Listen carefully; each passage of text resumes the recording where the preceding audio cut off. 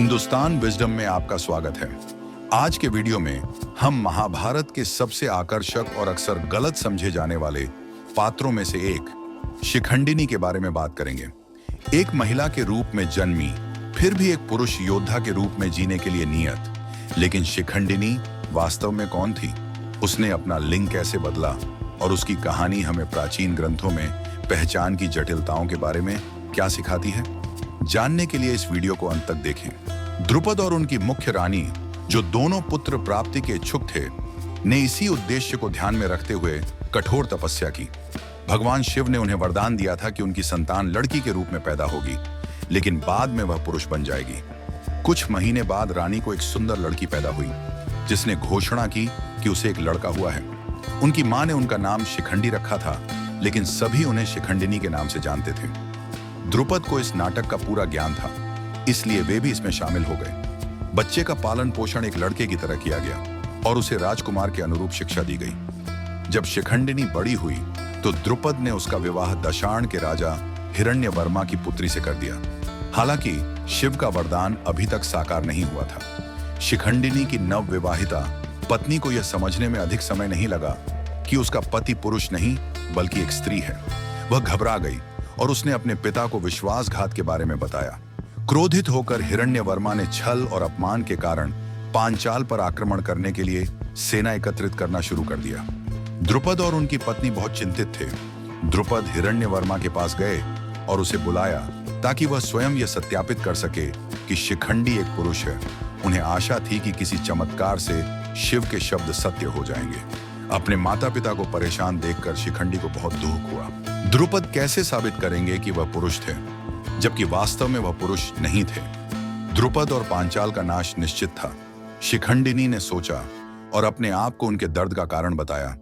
इस कठिन परीक्षा से बचने के लिए वह अपनी जान देने के लिए महल छोड़कर चली गई। वह जंगल में पहुंच गई, तपस्या करने लगी और मरने की आशा में भोजन त्याग दिया।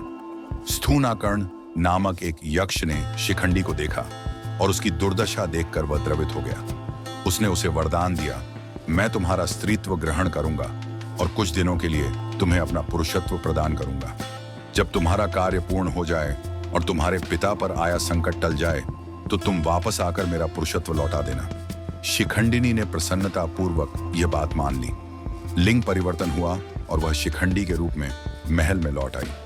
हिरण्यवर्मा ने शिखंडी की पुरुषार्थ की जांच करने के लिए कुछ स्त्रियों को भेजा। महिलाएं जो कुछ भी पाया उससे सहमत थीं। उनकी प्रतिवेदन से हिरण्यवर्मा भी संतुष्ट हो गया और उसने पांचाल पर आक्रमण करने की योजना त्याग दी। अपना कार्य पूरा कर शिखंडी यक्ष को दिए अपने वचन के अनुसार वन में लौट गई। हालांकि जब वह अपने महल में थी तब जंगल में एक और घटना घटित हुई थी। यक्षों के राजा कुबेर वहां आए थे। वे स्थूनाकर्ण को स्त्री रूप में देखकर आश्चर्यचकित हो गए। पूरी कहानी जानने पर वह और भी क्रोधित हो गया। अपना पुरुषत्व त्याग कर और नारीत्व ग्रहण करके तुमने अनुचित कार्य किया है। कुबेर ने कहा, तुम्हारी इस मूर्खता के लिए मैं तुम्हें इस जन्म में स्त्री बने रहने का श्राप देता हूं। और इस प्रकार शिखंडिनी आजीवन शिखंडी बन गई। एक व्यक्ति का श्राप दूसरे के वरदान में बदल गया। भीष्म ने अंबा के शिखंडी के रूप में जन्म की पूरी कहानी दुर्योधन को सुनाई। जब दुर्योधन को पुराने गुरु की शर्त के बारे में जानने की जिज्ञासा हुई कि वह शिखंडी को नहीं मारेंगे। अगर आपको यह वीडियो पसंद आया है तो लाइक, शेयर और सब्सक्राइब करना न भूलें, ताकि पौराणिक कथाओं, इतिहास और हमारे अतीत की अनकही कहानियों के बारे में और भी जानकारी मिल सके। और हाँ, बेल आइकन को दबाएं ताकि आप भविष्य में हमारी कोई भी गहन जानकारी मिस न करें। अगली बार तक अपना ख्याल रखें और हमारी दुनिया को आकार देने वाली महाकाव्य कहानियों को खोजते रहें।